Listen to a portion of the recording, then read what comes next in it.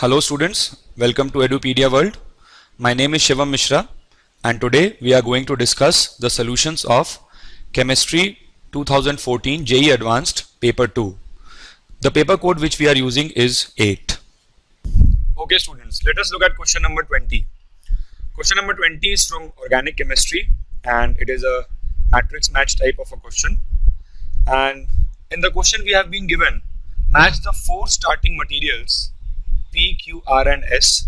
So these are the P, Q, R and S, 4 starting materials in list 1 with the corresponding reaction schemes in 1, 2, 3 and 4.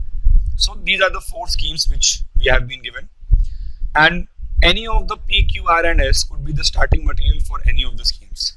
Now as you might notice, the schemes are not that simple to look. There are 4, sometimes even up to 6 reagents. Okay. So from this point of view, it might seem to be a difficult question, but if we just look at it from the examination point of view, this becomes a fairly simple question because we have been given the matrix. We have this option of trial and error and we can choose from the matrix and we have a constant look at it. Now, if I look at the products, in each of the cases, there are 6 or 7 carbons, okay?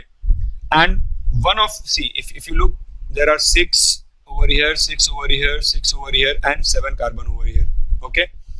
And in each of the options which we have been given, if I look at P, in P this is acetylene and there are only 2 carbons. So clearly there is going to be a polymerization reaction in case of acetylene if it has to reach up to 6 or 7 carbons.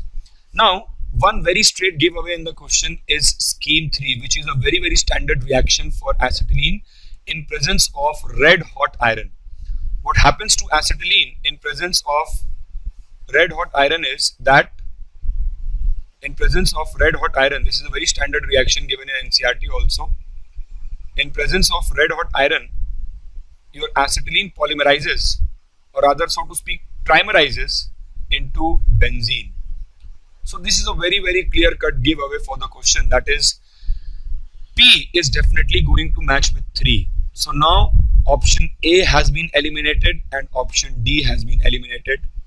I am clearly left with option B and C now. So I have chosen P, matched P with 3. Let me come to Q. Q, that is resorcinol. In the first case, it matches with option 1. That is KMNO4OH minus, that is basically your oxidation, okay? And in the C option, Q matches with 4. Now obviously oxidizing resorcinol is not a very good idea, okay? And in option Q, let us look at option Q and try and match it with 4. In 4 it says that, so I'll just write it over here. Let me suppose that I have resorcinol, okay? So there are 2 OH groups and first we are carrying out the sulfonation, that is concentrated H2SO4. What is going to happen? It is a strong OP directing group, so I will get OH over here, OH over here. Sulfonation might not happen over here because 1, 2, 3 due to the steric hindrance. So this happens to be the most appropriate position, either at this place or this place. Both of them are identical. Fine. Then we are carrying out nitration. So what do we get after nitration? After nitration we will get OH, OH, SO3H over here, and I will get a nitro group over here, okay? That is O2N. Fine. And then we are carrying out dilute H2SO4. So in presence of dilute H2SO4, basically SO3H was being used as a blocking group over here to block the para position. So after carrying out dilute H2SO4, this SO3H goes from here and we are simply left with 2 OH groups and 1 NO2 group. And here we will get a hydrogen atom. So now if I try to match the formula, 6 carbon, so I can easily see 6 carbon over here, 5 hydrogen, 1, 2, 3, 4 and 5 hydrogen, 1 nitrogen which is clearly visible and 4 oxygen are also visible. So clearly my Q is going to match with scheme 4. So that will make C as my correct answer.